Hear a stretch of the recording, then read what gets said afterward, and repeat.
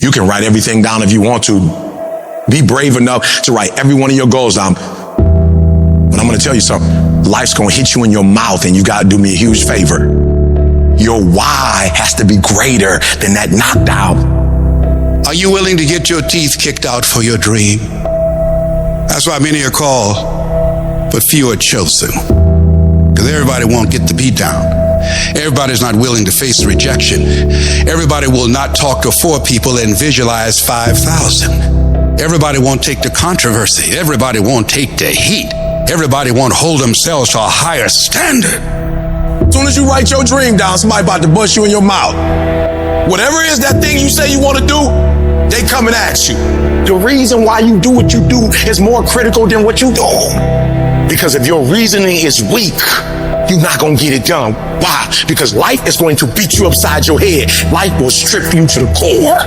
Once your balls start tripping, you about to start crying. Once life hits you with a punch or two, you ready to quit. Phenomenally skilled is cute, but it is a phenomenal will that says every time I get knocked down, I will get back up and I will succeed. I will not surrender. But if you weak, you will be broke. And I'm not here because I'm the best. I'm here because they tried to break me and they couldn't. Think about your community. Think about your kids. Think about the obstacles and the problems, the so-called problems in your community. Think about them. Osborne said, in life, you will always be faced with a series of God-ordained opportunities brilliantly disguised as problems and challenges.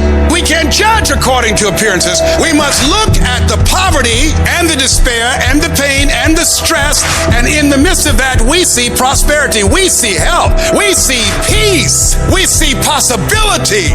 I'm telling you to dream your dream because I want you to feel it. I want you to taste it.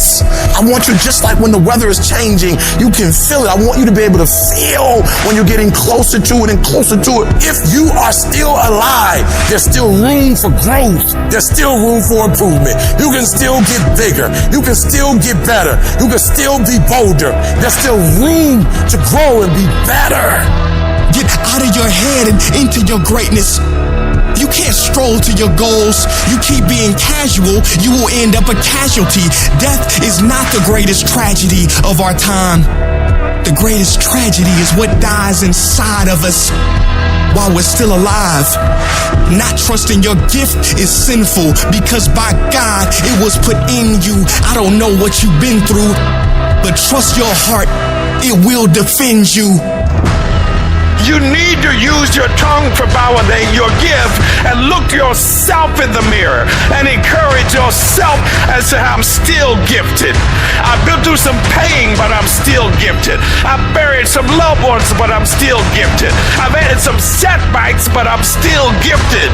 Despite the circumstance, you can win. Despite the giants, you can win. Despite the adversity, you can win. Despite the obstacles, you can win.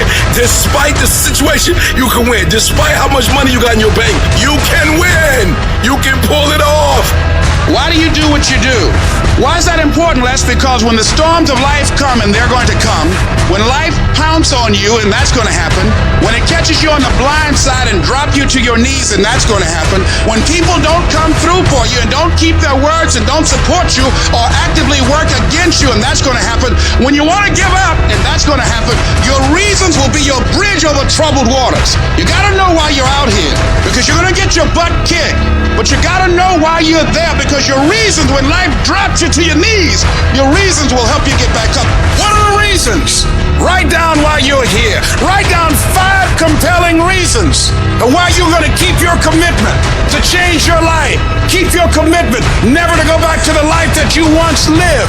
Keep your commitment to creating wealth for yourself, to taking care of your children, to be more responsible. Keep your commitment to live a life of contribution, to keep your commitment to be a conqueror, and to act like it, and to have authority and dominion of everything in your life. What are those reasons? If life knocked you down, try and land on your back, because if you can look up, you can get up. Your reasons will help you to get back up again.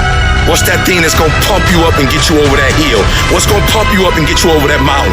What's gonna pump you up and get you past that disease? What's gonna pump you up and get you past bankruptcy? What's gonna pump you up and get you past that crazy credit score you got? What's gonna pump you up and get you to the other doggone side?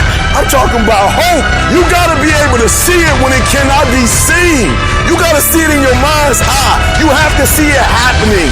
You have to see yourself writing the book before the book is finished. You got to see it. You have to see yourself graduating even though the teachers are telling you that it's not going to happen. Even though you got the letter saying you're getting kicked out of school, that you're on academic probation, that you're dismissed. Hope. You have to believe in the unseen, because if you can't believe in it, you will never manifest it. But when you believe in it, you demand the universe to assist you in what you're doing. And if you can see it before everybody else can see it, then it's going to eventually come to you.